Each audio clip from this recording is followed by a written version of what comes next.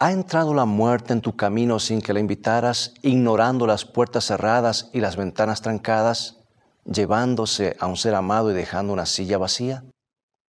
Entonces déjame hablarte del día cuando nunca más habrá una silla vacía. Todo el cielo estaba observando. Los residentes de todos los mundos estaban contemplando. No se necesitaban telescopios. Con potente visión contemplaron a través de la vastedad del espacio, por entre corredores plagados de estrellas, más allá de las innumerables galaxias, con los ojos fijos en un pequeñito, insignificante planeta. El foco de su atención, una tumba. Porque en esa tumba, tallada en la roca, arrastrando sus corazones como una estrella polar, yacía el Hijo de Dios. Él, en quien había vida original y propia, descansaba en una tumba. No es de extrañar que hubiera un extraño e indescriptible vacío en el universo de Dios. Escrito está: declara el mensaje final de Dios para nuestro tiempo, presentando al Cristo viviente como la respuesta a nuestras más profundas necesidades. Escrito está, con el pastor Robert Costa.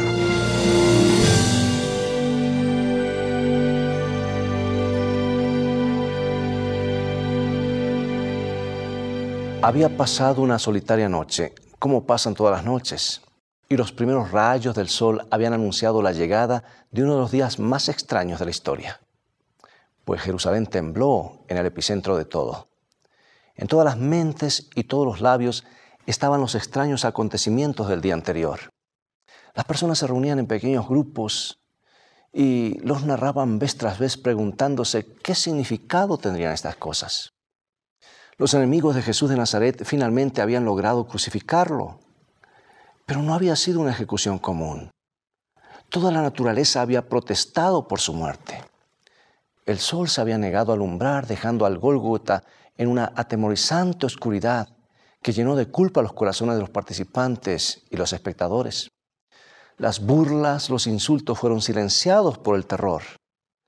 Entonces, las penumbras se apoderaron de la ciudad. Una luz había rodeado la cruz, y cuando Jesús pronunció sus últimas palabras, su rostro había brillado con una gloria semejante a la del sol. Luego volvió la oscuridad. ¿Y qué del terremoto en el preciso momento de su muerte? Eso fue lo peor. Entonces llegó un ruido ensordecedor. Las personas se apiñaban temblando. Sobrevino una confusión generalizada. Las rocas se desprendieron de las montañas cercanas y cayeron en los valles dando tumbos. Era como si la creación estuviera sacudiéndose hasta los átomos. Pero eso no fue todo. Un terremoto abrió las tumbas y la tierra liberó los cuerpos. Allí estaban desenterrados porque nadie los iba a sepultar en sábado. Y habían escuchado lo que sucedió en el templo en el momento de la muerte de Jesús. Oh, eso era lo más aterrador. El gran velo, la cortina gigante que separaba el lugar santo del lugar santísimo, estaba ahora a la vista de la gente. Había sido rasgado de arriba abajo por una mano invisible. Y estaba vacío. Nada más que el arca de oro y los querubines dorados que estaban tallados sobre su cubierta. La presencia de Dios se había retirado. No había ninguna nube de gloria. Pero ¿no había dicho Jesús: vuestra casa es dejada desierta? ¿Vuestra casa es vuelta a vosotros vacía? Había sido un día terrible, un día como no había habido otro en la historia. En todo Jerusalén no había un corazón que no estuviera invadido por la culpa. Muchos, cuando la tierra se sacudió y las rocas impactaron sobre el suelo, huyeron del Gólgota, golpeando sus pechos y tropezándose y cayendo. Los que se habían burlado y habían insultado al moribundo Jesús, ahora estaban presos por el terror. Temían que la tierra se los tragara. En la multitud había muchos que habían unido sus voces al grito: «¡Crucifícale, crucifícale!». Y ahora se preguntaban, ¿por qué? Jesús no les había hecho ningún daño. ¿Qué mal podría haber en el toque sanador o en la palabra de perdón? Imagínate si puedes que estás regresando de un lugar de la crucifixión y encuentras a un ser querido que está enfermo y pidiendo que lo lleven a Jesús. Jesús el sanador. Piensa en la agonía, esa agonía de tener que decirle, acabamos de crucificarlo. Caifás había pasado una noche agitada. La dulce venganza que esperaba con la ejecución de Jesús no se había producido. Los enemigos de Jesús lo seguían odiando, pero no se habían sentido satisfechos con su muerte. Le tenían más miedo al Cristo muerto que al Cristo vivo. Estaban intranquilos con los resultados de su día de labor. Otros cuyas mentes habían sido abiertas por lo que habían visto, no habían podido dormir. Se habían pasado la noche con sus lámparas y sus rollos estudiando las profecías, decididos a no descansar hasta descubrir si Jesús podía ser, después de todo, el Mesías verdadero. Y ahora, en ese momento, estaban exigiéndoles respuestas a los dirigentes religiosos. Y esos dirigentes, tratando de estructurar alguna falsedad en su defensa, se pusieron como locos. La gente común también estaba pidiendo explicaciones. Pronto se corrió el rumor del simulacro del juicio. ¿Qué había hecho Jesús para merecer una muerte tan cruel? ¿O cualquier tipo de muerte? ¿Por qué habían crucificado al sanador? Nunca se lo había necesitado tanto como aquel día. Y en Jerusalén había una gran cantidad de peregrinos, pues era un día importante en el calendario religioso. Las personas traían a sus enfermos y a los sufrientes a las puertas del templo preguntando, ¿dónde está Jesús de Nazaret? Muchos habían venido de largas distancias para encontrar a aquel que siempre había sanado a los enfermos y que incluso había resucitado a los muertos.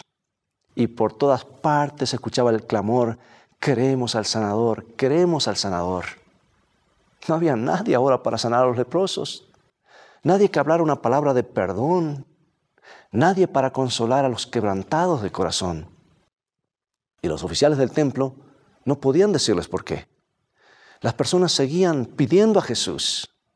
Estaban decididas a tener al Cristo viviente entre ellas. No se volvían atrás. Finalmente los atrios del templo se despejaron. Se pudo sacar a las personas y se colocaron soldados en las puertas para mantener a raya la multitud que había venido con los dolientes y los enfermos pidiendo ingresar. Los atrios del templo, que durante 3 años y medio habían sido un lugar de bendición, se habían convertido en un lugar de crueles rechazos. Las calles se llenaron de duelo y los sufrientes murieron por falta del toque sanador de Jesús. Sí, hubo vacío en el cielo y vacío en el universo. Y hubo un gran vacío en Jerusalén como jamás podrá describirse. Es como si la muerte hubiera dejado una silla vacía en miles de hogares, porque el sanador mismo yacía descansando con sus brazos cruzados sobre el pecho en la tumba de José. La noche llegó finalmente, poniéndole fin a ese día extraño y confuso. Jesús continuaba descansando. El cielo estaba observando con creciente expectación, porque el cielo sabía que la tierra, algo que la tierra no sabía. Los demás mundos contemplaban con intenso interés, pero aquí en este pequeño planeta los únicos que observaban eran los guardas romanos. No porque les importara, sino porque temían por sus vidas si se quedaban dormidos. Ahora, los discípulos estaban interesados de una manera extraña, temerosa y sin esperanzas. Debían haber estado vigilando junto a aquella tumba, esperando el gran milagro que se había prometido. Pero se habían ocultado en el aposento alto, escondiéndose por temor a sus enemigos. Si Jesús hubiera tenido un perrito, yo creo que ese compañero fiel hubiese estado todo el tiempo allí, mirando cada tanto a la gran roca que cubría la entrada de ese lugar tan extraño a donde habían colocado a su amo. Pero no había ningún perrito y ningún discípulo. Aparte de los guardias romanos, no se vio a nadie que estuviera vigilando. Pero, ¿sabes? Había una multitud de observadores, una hueste de ángeles malignos decididos a que Jesús quedara encerrado para siempre en esa tumba. Satanás también estaba allí. Les había ordenado a los ángeles malignos que mantuviesen sus puestos y que no permitieran ningún asalto. pues Satanás sabía que su propio reino estaría perdido si Jesús salía de la tumba.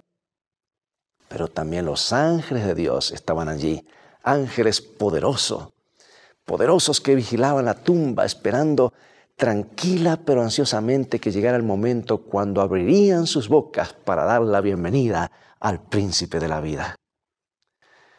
La noche se fue consumiendo de a poco. La tierra giró sobre su eje como lo había hecho por miles de años. Jesús estaba prisionero en aquella tumba angosta.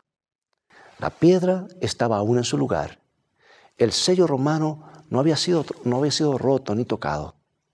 Los guardias romanos, un centenar de hombres fornidos, se mantenían en vigilia.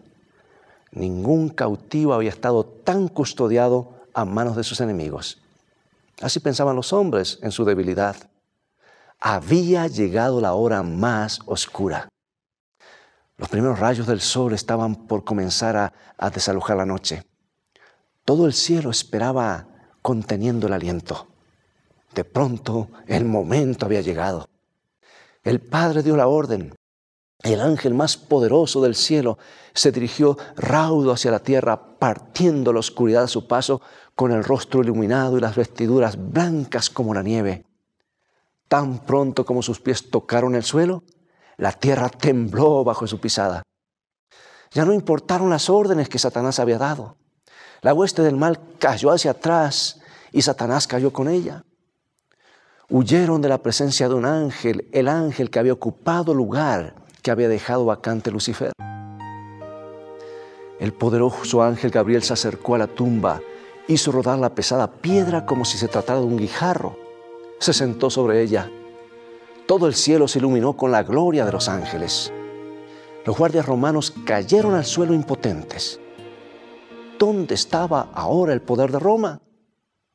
Aquellos curtidos soldados, temblando de miedo, vieron el rostro poderoso del ángel. Lo escucharon llamar: Hijo de Dios, sal fuera, tu Padre te llama. Entonces vieron al Hijo de Dios saliendo de la tumba y lo escucharon proclamar: Yo soy la resurrección y la vida. Todo el universo resonó con gozo. Jesús estaba vivo ahora. Hombres débiles habían murmurado y habían complotado y habían planeado. Ya habían tenido su momento, pero montañas apiladas sobre más montañas no hubieran podido retener a Jesús prisionero en aquella tumba. ¿Notaste cómo se dirigió a él el ángel? Hijo de Dios, sal fuera, tu Padre te llama. Jesús, plenamente divino y plenamente humano, era el Hijo de Dios y el Hijo del hombre. El Jesús humano murió, pero la divinidad no. El ángel llamó al divino Jesús y el divino Jesús resucitó al Jesús humano. Jesús salió de la tumba por la vida que había en sí mismo. ¿Te parece extraño? Piensa de nuevo en lo que Jesús dijo: Yo soy la resurrección y la vida. Y recuerda que Él dijo lo que está en San Juan capítulo 10, versículos 17 y 18. Yo pongo mi vida para volverla a tomar. Nadie me la quita, sino que yo de mí mismo la pongo. Tengo poder para ponerla y tengo poder para volverla a tomar. Jesús tenía poder, el de su propia voluntad, para entregar su vida. Eso podemos entenderlo. Pero también tenía poder en sí mismo para volverla a tomar. Eso es lo que Él dijo. Solo la divinidad podría proclamar sobre la tumba vacía: Yo soy la resurrección y la vida. Solo la divinidad podía decir lo que aparece en San Juan capítulo 6, versículo 54. El que come mi carne y bebe mi sangre tiene vida eterna, y yo le resucitaré en el día postrero. Solo la divinidad podía decir: porque yo vivo, vosotros también viviréis. Jesús, en su divinidad, tenía poder para romper las cadenas de la muerte. Y su resurrección no solo fue prueba de su divinidad, también fue una demostración y el compromiso de la resurrección de nuestros seres amados en un futuro muy cercano. ¿Recuerdas los cuerpos que fueron expulsados por las tumbas en el momento de la muerte de Jesús? No fueron expulsados sin propósito. En el momento de su resurrección, Jesús los llamó a la vida. Ahora, ¿quiénes eran los que fueron resucitados? Pues no lo sabemos, excepto que fueron personas elegidas de todas las épocas que habían testificado por su Señor al costo de sus propias vidas. Nos preguntamos, ¿estaría Abel entre ellos, el primero que había muerto? ¿O Juan el Bautista? No lo sabemos. Ahora, ¿por qué fueron llamados a la vida? Como demostración del poder de Cristo para resucitar a sus hijos. Y porque quería que no quedaran dudas con relación a su propia resurrección. Los guardias romanos, tan valientes como ciegos, con los rostros más pálidos que un muerto, se dirigieron a la ciudad contando la espectacular historia por el camino. Tenían mucho miedo de decir algo que no fuera verdad. Entonces los enemigos de Jesús los sobornaron para que dijeran que sus discípulos habían robado el cuerpo. Pero mientras ellos esparcían esa mentira, una mentira comprada, los resucitados estaban yendo también hacia la ciudad con la verdadera historia de la resurrección. Y ellos mismos eran la evidencia. Ahora, imagínate si puedes, ¿cómo sería encontrarte de pronto con un gigante de los días de Noé? Digamos de casi 3 metros de altura. Sería algo impresionante, ¿no lo crees? Y creo que hubo otra razón por la que estas personas fueron resucitadas. ¿No te parece bien, después de todo lo que había pasado Jesús, después de su derramamiento de sangre para redimir a los hombres, que no hubiera tenido que esperar 2000 años más para tener algunos de ellos consigo? Los discípulos de Jesús hubieran podido darnos un relato vívido, un testimonio presencial de la resurrección de aquellos mártires de los siglos pasados. Pero recuerda que los discípulos no estaban allí. Se habían escondido en una pieza con sus esperanzas destruidas. Se habían perdido esa escena espectacular. Y mientras que los discípulos estaban alimentando sus frustraciones, ¿dónde estaban los enemigos de Jesús? Los sacerdotes, al escuchar el informe de los soldados romanos, temblaron ahora de miedo. Sus caras quedaron como la muerte. Caifás no podía decir palabra. Pilato, al escuchar las noticias, tembló. Se aisló por un tiempo del terror. La paz lo abandonó para siempre y se sintió como un miserable hasta el día de su muerte. Los sacerdotes y los gobernantes vivían en continuo temor. Temían que al caminar por las calles o en sus propios hogares tuvieran que enfrentarse cara a cara con el Jesús resucitado. Los cerrojos y los barrotes no los protegían del Hijo de Dios. Pero en el cielo se cantaron himnos de alegría que iban creciendo y resonaban de esfera en esfera. Jesús estaba vivo. ¿Y Jesús? ¿Cómo iba a pasar el primer día después de su terrible suplicio? ¿Se reuniría con su Padre y con sus ángeles? Sí. Pero espera un poco, había 2 personas que lo necesitaban de una manera muy especial.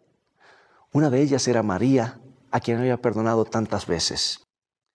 María, la que había elevado, a ella la había elevado a una nueva vida. María, la que con gran sacrificio personal había comprado una caja de alabastro con un costoso perfume y la había vaciado sobre la cabeza y los pies de aquel a quien le debía tanto.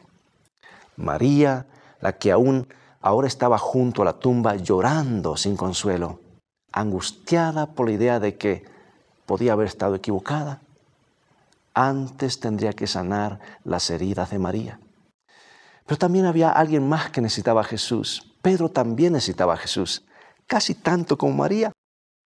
Pedro, el que lo había negado, Pedro que necesitaba saber que todavía formaba parte de su círculo íntimo, que todavía tenía el amor y la confianza de antes.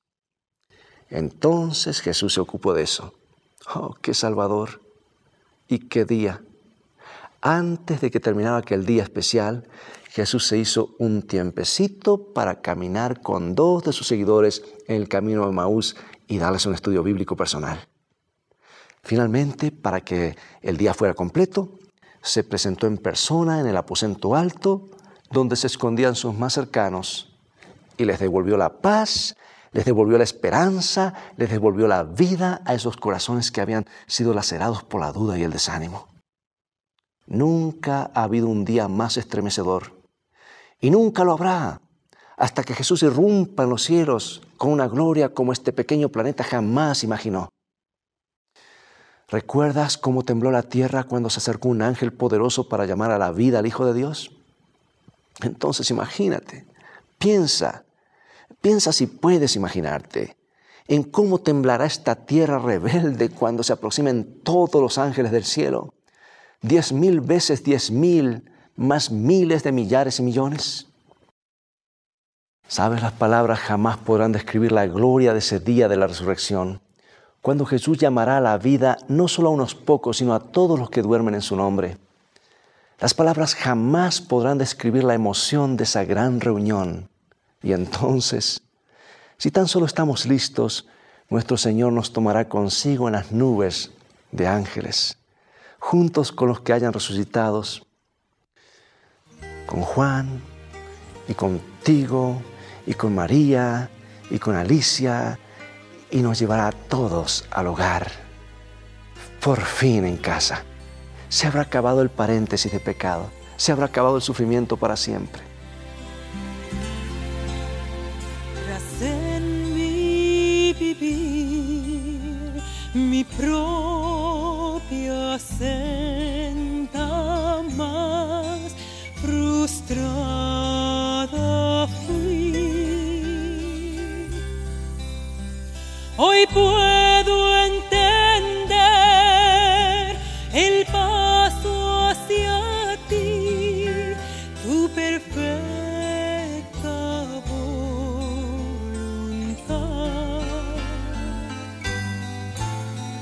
Yo quiero lo que quieras para mí, lo que tú me pidas.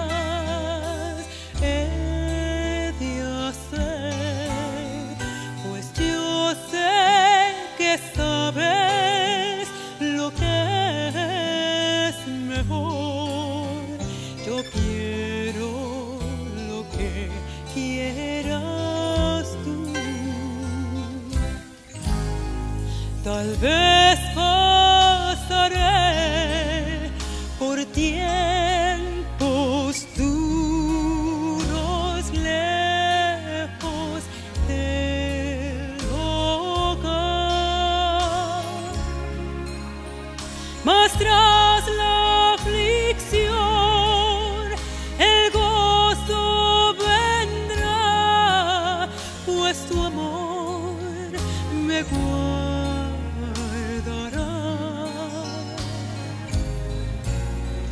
Yo quiero lo que quieras para mí, lo que tú me pidas he de hacer, pues yo sé que sabes lo que es mejor.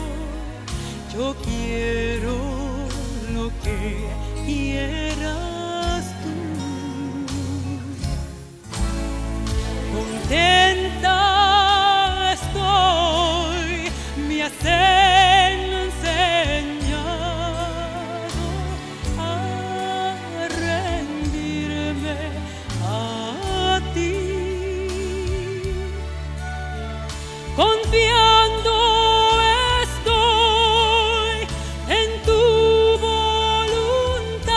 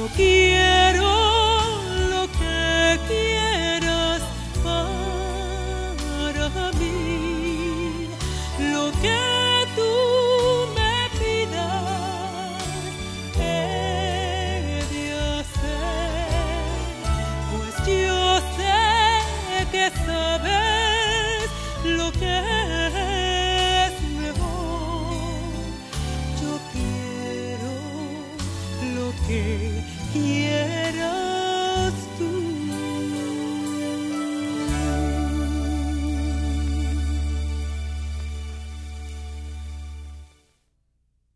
Gracias por esa música tan inspiradora.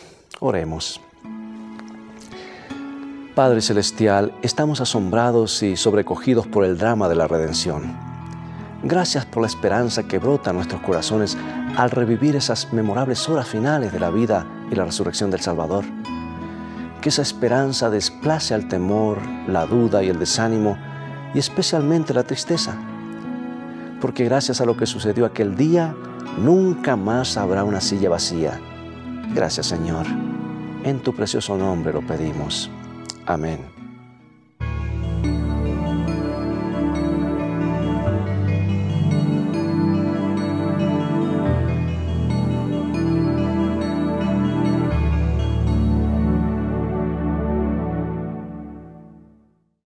Si tu anhelo es ser feliz, tener paz y seguridad en tu vida, debes ir a la palabra de Dios.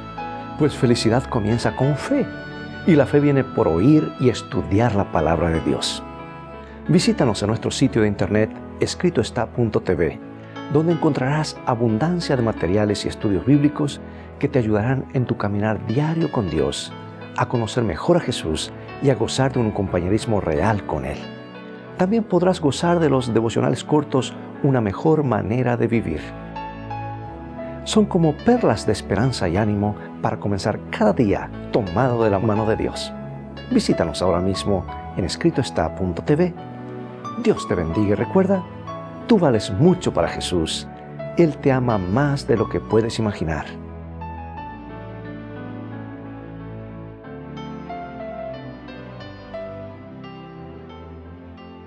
Bueno, es todo el tiempo que tenemos por hoy.